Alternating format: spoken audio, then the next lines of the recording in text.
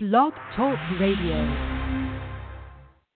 Rockers in Recovery Media is dedicated to carrying the message of addiction recovery through music, news, events, and festivals taking place within and not limited to the clean and sober community. Hey, good morning, John Hollis. Waking Up Blessed, right here on Rockers in Recovery Radio. You can check us out at rockersinrecovery.com. More information on us and also on the show. You can also go to Rockers in Recovery on Facebook and LinkedIn and a bunch of other places that you can find us on social media. If you go to rockersinrecovery.com, you'll find at the top right-hand corner our social media platforms that you can reach us at. Also, I want to take the time to thank SoberMap app for this morning's show and making, of course, Rockers in Recovery, Waking Up Blessed radio show a success by supporting it. And we want to let you know about them. You can go to the App Store or Google Play and download SoberMap app, and that gives you the ability to find 12-step meetings in your area. And they're doing a lot of changes to the platform and updating it and upgrading it and doing some other things in August. So lots of cool stuff from your feedback that you have given over the last year. That is going to help SoberMap app to be a better app for everybody involved to be able to help a lot of people. So check it out, SoberMap app. Download it at Google Play and at the iTunes. So check this out. We got a great day ahead of us. Any day I wake up, I'm waking up blessed. You know something, I've come to understand that my recovery is not based on what's going on in the moment, because if it was, I'd be out of my mind. My recovery is based on being able to handle each situation as it comes and giving all glory to God in any situation, and just having faith that whatever is going to happen, it's going to be in God's world and in God's time.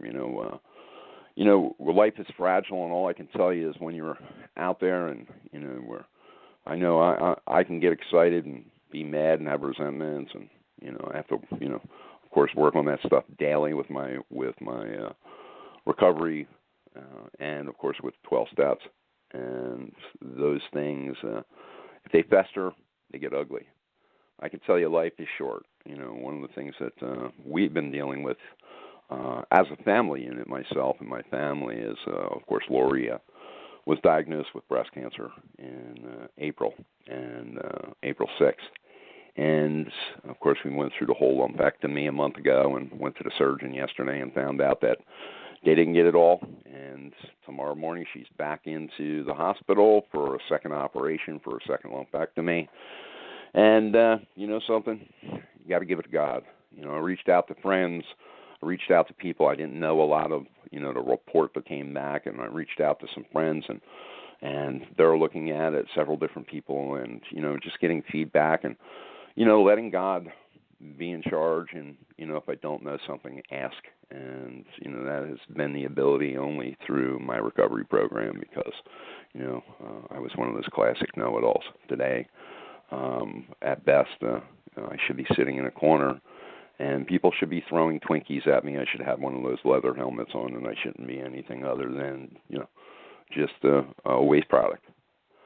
By God's grace, I get to sit here this morning, be able to share what's going on with me, but most importantly, be able to share with you that Waking Up Blessed is, in any situation, really, really happening in my life and in recovery. I'm going to bring on another guy. His name is Joe Antonelli. Joe's a great musician, great drummer, and a really good friend, and he's somebody that if you listen to his message this morning and you understand that we all get to wake up blessed, you're going to see that, anybody can do this. I don't care who you are. If you're on the fence, maybe you're out on a relapse, maybe you're a family member that's going to listen, it can and it will take place, but you have to do some work to do that. So I'm going to get Joe on the line. We're going to talk about how he wakes up blessed and goes through his day. Joe, good morning. Welcome to the show. Good morning, John. How you doing, buddy? Yeah.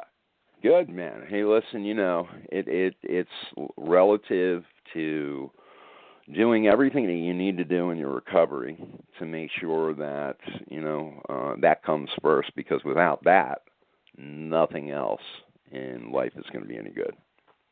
Yeah, I can understand where that would be much more pertinent to you at the moment than maybe it would have been, several months ago. You have all our blessings here from my home, and carry myself, Lori's in our prayers and all that. And, you're a perfect example of what we talk about, what the steps can bring you to, and where you can be by opening up, your relationship with your higher power, and giving over that control, coming from a classic know-it-all myself, I knew everything, 5 years ago, and I had the helmet on because I was on the short bus, and, I was pretty much smashing my head into any hard object that came my way, so I guess I needed a helmet, but it's amazing, how little, control we actually have and how much control we think we have, so when, you come on the radio today, we spoke last night, and I even suggested to you, due to the news that you got, I guess, was yesterday or the day before, about Lori having to go back in, I suggested maybe pushing this off, and you said, no, this message has to get out, and, this is it. I mean, this is the battlefield, of life, so to speak. I mean, you're in it right now. And, to be able to do what you're doing, coming on the radio, sharing a message, without a tone of self-pity or any of the things that bring our vibrations down, self-pity and anger and resentment and all that stuff, but with love and light and, and God, we are going to get through it. And, if you can do that, and show that to everybody else, I mean, what an example that sets for the rest of us, honestly, It's a lot easier to say when it comes down to doing it, it's like, oh, how am I going to do this? And, we just do it. We do it through our own, I do what I do through my own relationship with my higher power. And every time I start to step away from that, I start to feel, my energy decrease and, things start to bother me a lot and whatever. And then I realize, hey, I'm not doing my step work. I'm not doing, the daily, rituals that, help me out. Even when I don't want to do it is when I have to do it the most. I'm very blessed this morning. My life is, tremendous and it's, every day has been wonderful. And I don't have anything to say with regard to, health crisis or anything like that. But I do have a certain amount of distance I've put between myself and some family members and some what I thought were close friends, over the past couple of years, under the circumstances of it being, a negative relationship. And sometimes it's very difficult, because for me, it's very easy to get drawn back in. And we're comfortable. I'm comfortable in that. Resentful. I'm ready for a fight. I'm a street guy from Brooklyn. I like a fight. You know why, John? Because I always win. I don't like a fight if I lose. I'm a winner. And that's the funny part. When I was out there, I think my idealism was like, I'm going to win. I'm going to fight and I'm going to win. I was a winner. With the helmet on my head on the short bus. I was a winner. And, it's really kind of hysterical from this vantage point now. At the time it wasn't, And you said at the opening of the show, if anybody's out there or anybody's back out there, I think, we have to look at it in a certain way. We have to say to ourselves, okay, here's where I am. I've been here before. That much is clear, I knew that for 30 years, I was in that same place. That I knew. I didn't know which way to go to get out of it. So when I got sober, which is coming up, my journey started about 5 years ago, a little over 5 years. But when I really hit my stride is when I started the step work and started to do something different. And it was just different by definition. Getting up and saying my prayers every morning and doing, going to a meeting today, which I hadn't gone to before, and doing things, my meditation process, and all these things were different because they weren't my typical thing that I would do for 30 years, which would be, probably go have a drink, or a bottle of wine will make me feel better. 2 bottles of wine will make me feel even better than that. And so when I started the process of it being just different, just in a different direction, things started to open up, and here I am 5 years later, and it's pretty open. Joe, I'm listening to what you're saying, and it's absolutely correct. And I think when you boil it down, if you're engaged and you've chosen into the process, you have to have discipline. And I don't know about you, but I was never a disciplined person. Matter of fact, I was the furthest thing from it.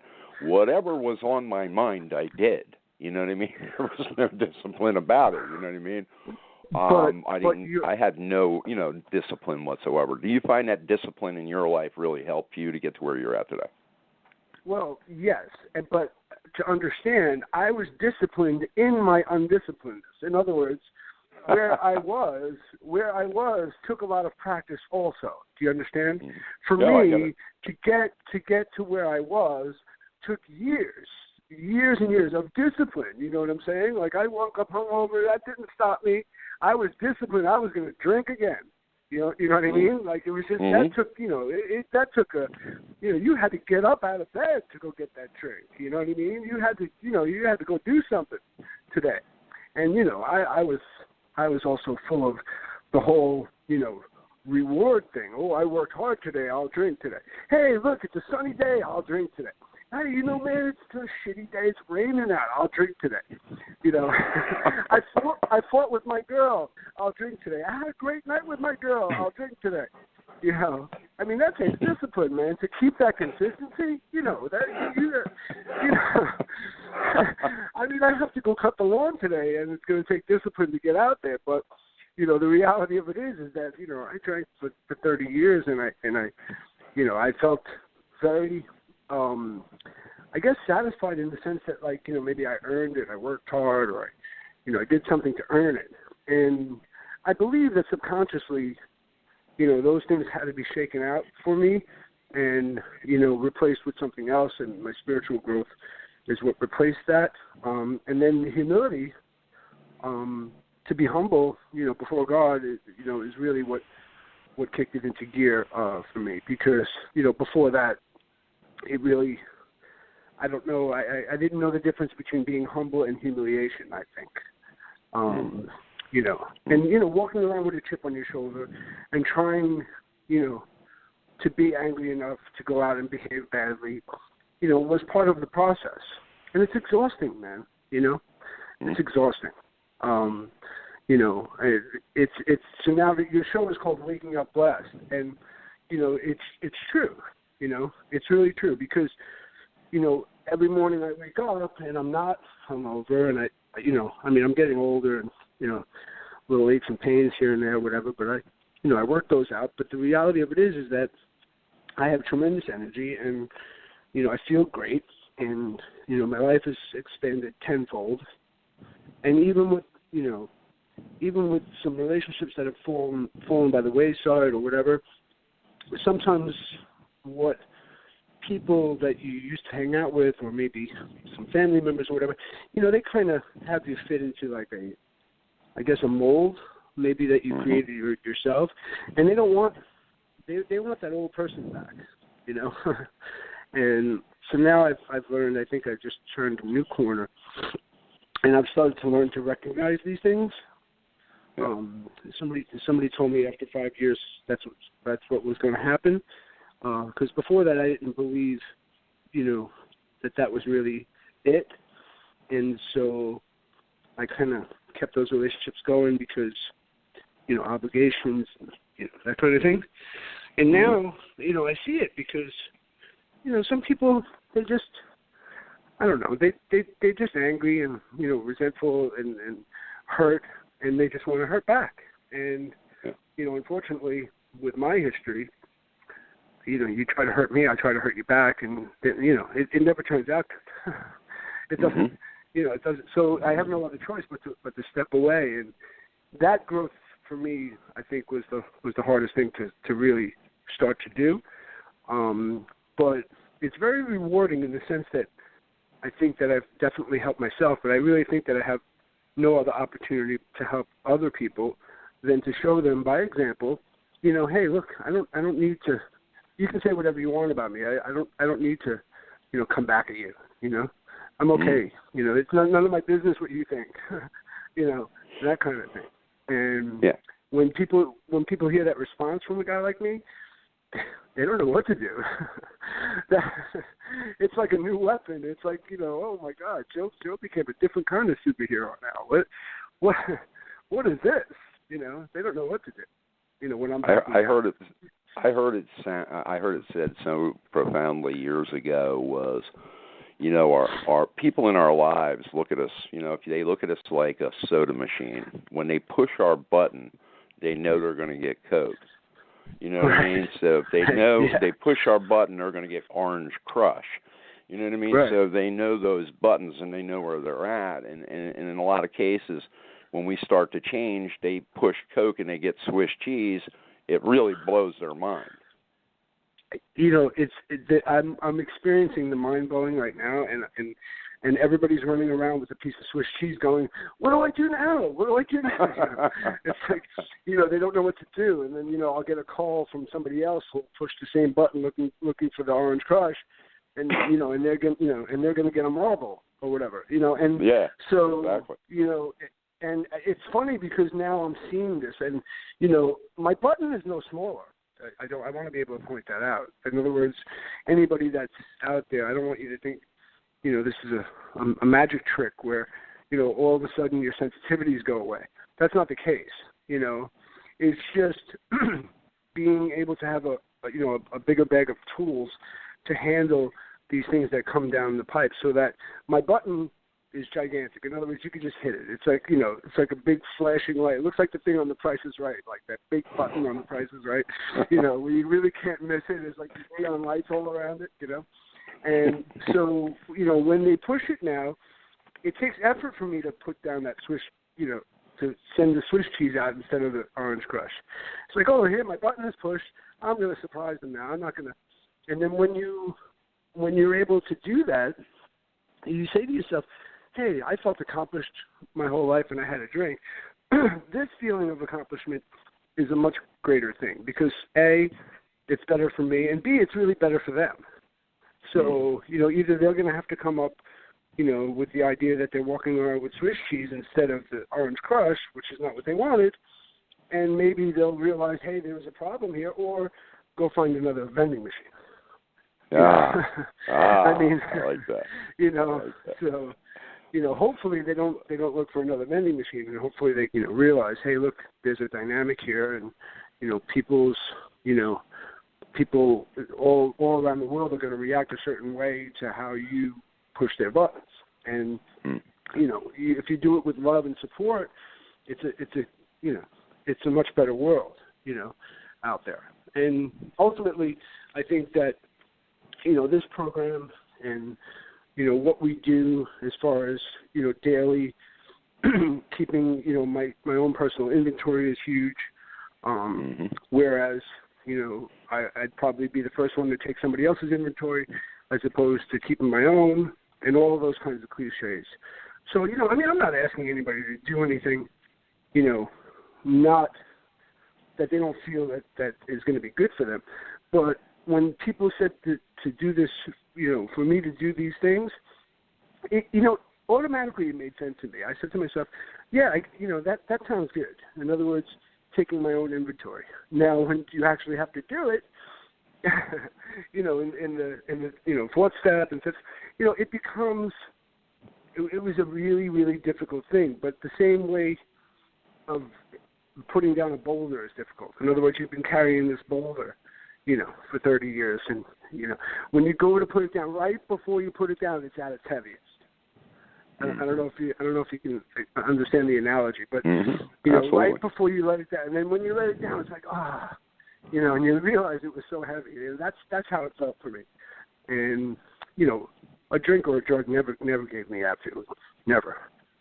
You know, so you know, that's what's out there for people.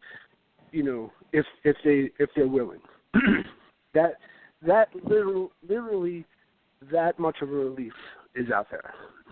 You know, that somebody once told me, you know, we carry around a trash bag and we start putting leaves in the trash bag, and you know, after, you know, a couple of days of carrying leaves, you know, it's you know, you can live with it. But if you're carrying that trash bag around for 30 years and you continue to put leaves in it, you know, after a while it gets really heavy. It gets really heavy. So what we need especially to the learn wet to do, leaves.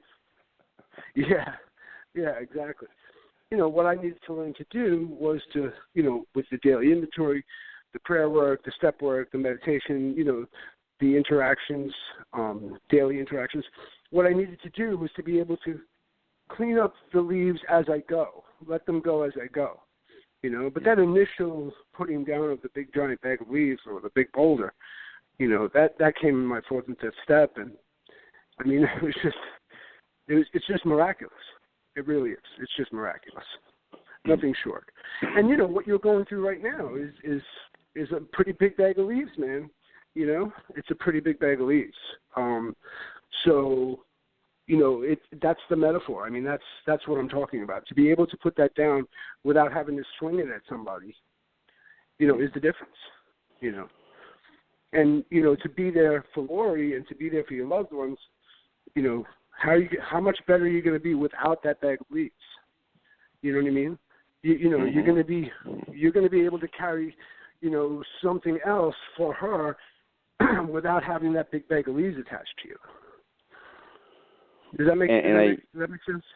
Absolutely. And you know something, hey, listen, trust me, through this process since April, there's been times where I picked up the bag of leaves again.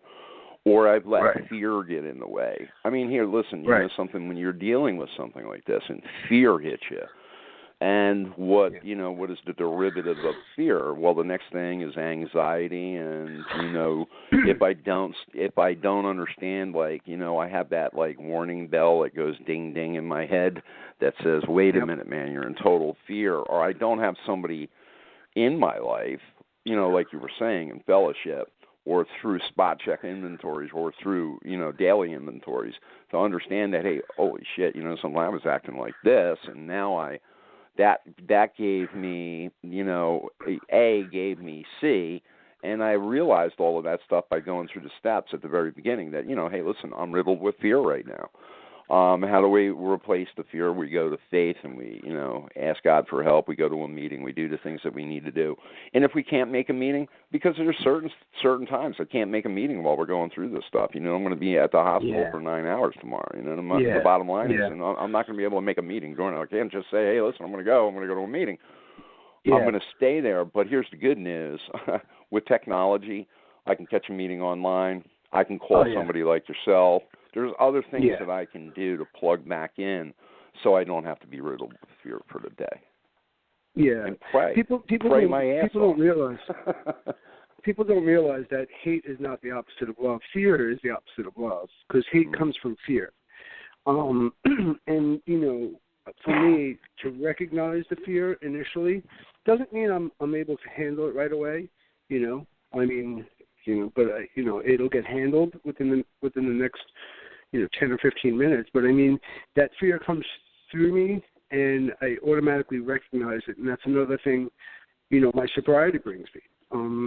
You know, I don't think the clarity of to be able to recognize the fear was ever in my bag of tools, my box of tools. That was one of the tools I learned to have, just to recognize, like a pair of glasses, to see the fear. To feel it is one thing, and to react to it is one thing, and that's what I was doing. But now I see it, so it doesn't, and I feel the other reaction coming on. When you're numbed out, you know, with the substances and whatever, you know, this is the stuff that's taking away from that, you being able to realize.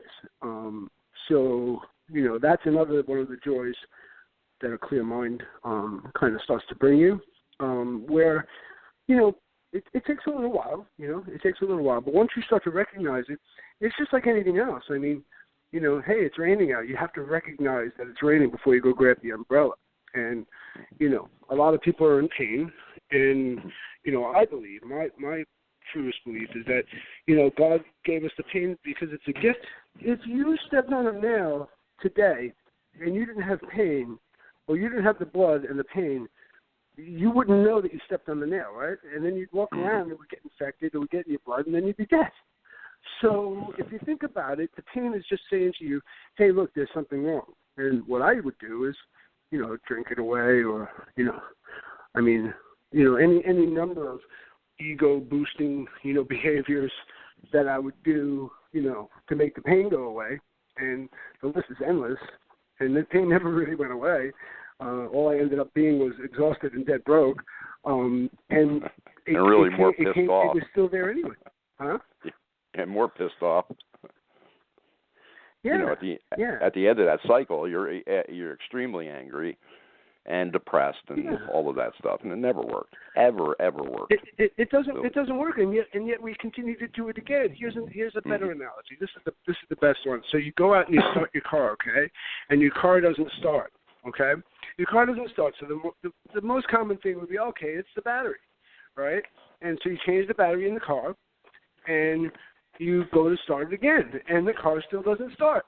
I changed the battery again, and I'll change it again, and I changed it again, and I changed it again. The battery's not the problem, but I kept changing the battery. Who does that? Who does that? Why would you do that? That's what I was doing. I was like, listen, I have a problem. I think this is what's going to fix it, and that can happen. And we try. That's what we do. We try. Hey, look, drugs and alcohol, that's going to fix the problem. And it didn't fix the problem, and here I am the next day. My car doesn't start, and I'm going to get another battery. Makes no sense. you know something, Joe? I'm really, really glad that you were on this morning. I'm really glad that you're part of course, Rockies in Recovery, and being on Waking Up Blessed and hearing your message and the message of hope. You know, we're actually down to less than 3 minutes, and this was an incredible show. I felt like I was on with you for 5. And so, you know, for a 30-minute show to feel like it's 5 for me is an incredible thing, too. So it was a great show. Thank you for being on. And listen, real quick, let people know where they can find. We really didn't get into the music part of it. I want to do that the next time you come on. But let people know where they can find you online for your music. Okay, cool. I have a few Facebook pages. Joseph Drummer at Facebook.com. And I also have a new Stones tribute band that's going to be a national band. We're just coming out of the gate with that, and that's at www.stonesclones.com. We might be in a town near you really soon. And, you know, I do a lot of local stuff here in Vero Beach and, you know, stuff with you guys in Rockers in Recovery. But, yeah, it's Joseph Drummer at Facebook.com, stonesclones.com. And there's a Facebook page for the Stones Clones also. That's what we have going on right now. We just finished a recording of 8 songs. So on the website, you should be able to find the link to those songs. They came out really good. And yeah, man, that's what I have going on. You know. Hey, John, listen, buddy, I'm really glad that we talked today. And let's stay in touch. I love you, man. And my prayers to Lori. Everything's going to be fine. But you know, you ever need anything, call me anytime, day and night, okay? I appreciate that, bro, in a big way. We love you guys, and much appreciated hearing that. It's always good to hear that you have support and people that love and care about you, and we love you back, brother. So we'll definitely be talking soon. Okay, great. All right. Have a great day. You too. Bye-bye. All right, guys. There you go. Waking Up Blessed with Joseph Antonelli. My name is John Hollis. I'm the host of Waking Up Blessed, part of Rockers in Recovery, one of the co-founders. We started in 2008, and you can check out more information on Rockers in Recovery and Waking Up Blessed, the radio show, at rockersinrecovery.com, at Facebook, Rockers in Recovery, and, of course, Instagram, and you got all the rest of the social media platforms. Check them out. I want to thank everybody for tuning in today and making my day a blessed day to move forward and plugging in and getting a message of hope from Joseph Antonelli. And much love to you guys. And we're going to do a song on the way out. It's called October Skies, and it was done, written and performed, of course, by our friend Mitz. So if you go to MIZ, at MIZ Music on Facebook, you can check out Mitz, and it's called October Skies. He's a great writer, great inspiration of hope through music. Check out Mitz, October Skies. And, of course, you guys have a blessed day. Talk to you tomorrow.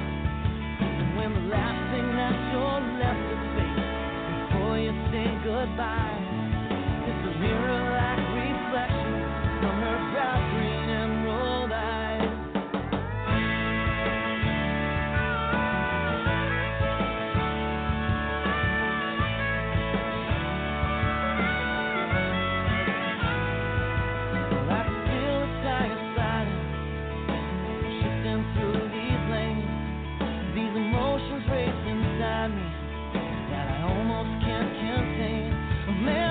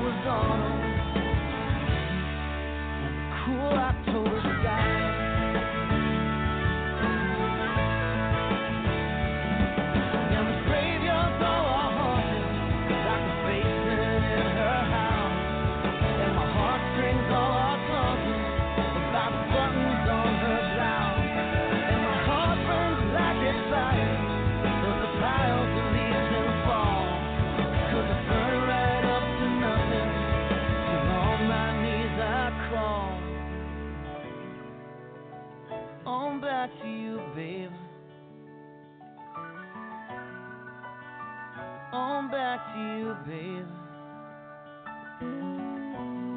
I keep crawling back to you, babe. Every time. Rockers in Recovery Radio is based on opinion only and is not meant to treat or diagnose any health or mental health issue of any kind. If you feel you need help for any health-related issues, please contact a physician or mental health professional. The opinions expressed by our guests are not necessarily those of Rockers in Recovery. With the Lucky Land Slots, you can get lucky just about anywhere. This is your captain speaking. We've got clear runway and the weather's fine, but we're just going to circle up here a while and get lucky. No, nothing like that. It's just these cash prizes add up quick. So I suggest you sit back, keep your tray table upright, and start getting lucky. Play for free at LuckyLandSlots.com. Are you feeling lucky? No purchase necessary. Void where prohibited by law. 18+ terms and conditions apply. See website for details.